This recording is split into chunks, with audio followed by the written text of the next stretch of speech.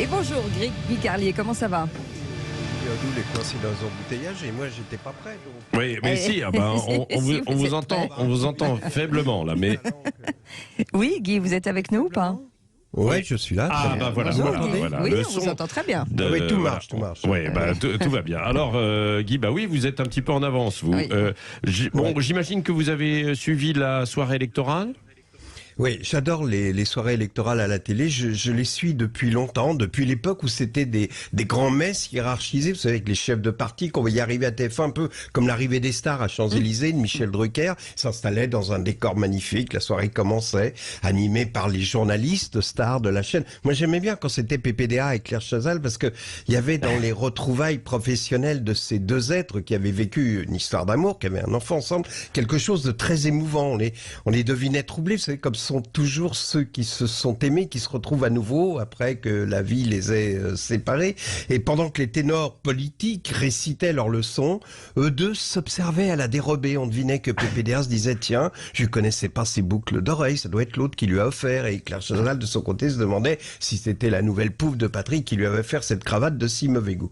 Pendant ce temps-là, à France 2, on meublait avec des seconds couteaux qu'on virait du plateau quand arrivaient les stars qui avaient quitté TF1 pour venir répéter la même chose sur France 2. Et puis il y avait France 3. Alors là, France 3, moi, c'était mes préférés. C'était une espèce d'hommage à la télévision albanaise.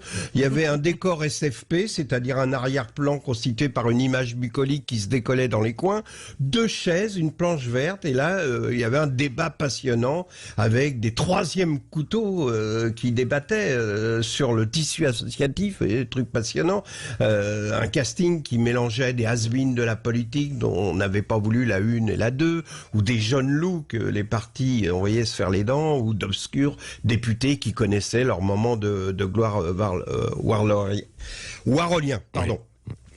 Et je vous assure que un député de la Creuse affrontant un sénateur de Vendée sur le tissu associatif, c'était quelque chose, c'était délicieusement kitsch et cheap, c'était un peu la foire fouille de la politique, mais évidemment, ça ne faisait pas d'audience.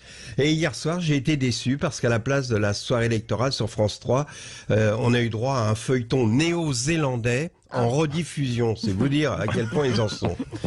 Mais en tout cas, hier, c'est sur France 2 que, en attendant que les stars aient fini sur TF1, que le show a été fait par Rachida Dati, qui a sorti la sulfateuse, qui a balancé des rafales sur tout ce qui bougeait, notamment les journalistes, et puis sur Pécresse, à qui elle a porté l'estocade en disant une élection présidentielle, c'est aussi une incarnation, faut se dire les choses. Et là, sur le plateau, on sentait que les journalistes, alléchés par l'odeur du sang, attendaient avec jubilation le prochain Conseil de Paris. Vous savez, on diffuse régulièrement des extraits du Conseil de Paris où Dati balance des vannes interrompt Anne Hidalgo en lui balançant des vannes. Donc là, on se dit qu'on imaginait qu'elle allait la couper en disant Madame 1,9%. Vous voyez, des choses comme ça. C'est-à-dire qu'on en est là. On imagine que toutes les caméras seront présentes au prochain conseil municipal alors que la guerre est à nos portes. Mais ça fait rien. On rigole du show de Rachida Dati et on pense on attend avec beaucoup plus d'impatience le prochain conseil de Paris que l'évolution de la guerre à nos portes. Donc, j'ai regardé quand même la soirée sur TF1 parce qu'il y avait un pavé en bas de l'écran qui indiquait régulièrement que le film Les Visiteurs allait suivre. Et on l'a tous vu 20 fois, ce film. On l'a tous on a un cassette VHS, on l'a visionné. Et ben, écoutez, c'était le meilleur argument pour rester jusqu'au bout de la soirée électorale.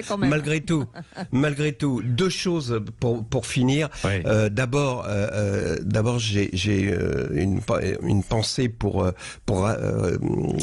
Anne Hidalgo et Valérie Pécresse, qui sont à peu près dans la même situation ce matin. C'est-à-dire qu'en fait, c'est une insulte au féminisme, puisqu'elles ont été drivées et coachées par ce qu'on appelle des spin doctors, des conseillers en communication qui leur ont fait des figures imposées, donc elles n'ont pas été elles-mêmes. C'était pathétique de voir Valérie Pécresse. Et hier soir, dans son discours, elle paraissait enfin libérée. C'était ses mots, c'était son visage, c'était ce qu'elle est réellement.